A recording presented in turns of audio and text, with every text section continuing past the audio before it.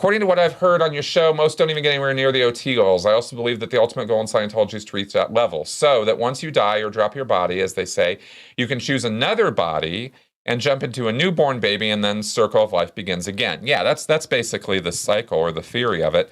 So my question is, how will this infant child, as he grows up, know he was the mightiest of Thetans and will never have to need to learn about Scientology, so already an OT8? Well, okay, so you're basically asking about how is the reincarnation supposed to work in Scientology? How do you keep your memories and stuff? The idea with a spiritual entity who's achieved the level of OT8, the theory, okay, the idea in Scientology is that by getting up through OT7, you have eradicated all of the body thetans. So they're not there anymore. It's just you. You are back to being just you, a very simple composite entity, okay, because it's you as a spiritual entity. That's the actual living, breathing soul or spirit or driving force and motivating force behind your life, is you as a thetan. You have a mind. It is not an entity. It's just a sort of a machinery that you set up. And you have a body. And this composite of mind, body, soul, or mind, body, thetan, is the composite being that is a human. You are added to with all of these entities and body thetans and a genetic entity. There's all this stuff mixed into it that Hubbard talked about over the decades of Scientology.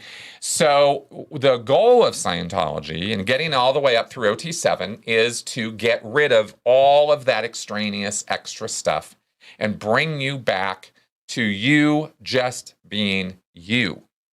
Now, I know this is understood, but I'm clarifying all of this because what I'm trying to show is that when you get rid of all of those entities and everything, all the body thetans, and it's just you again, well, then you're not going to be adversely affected by implants, the between lives implants that we've talked about, right? Where you die and then you have this forgetter mechanism instantly fall into place where you have to forget your past life and you have to go get another body and start all over again as though you have never had a life before.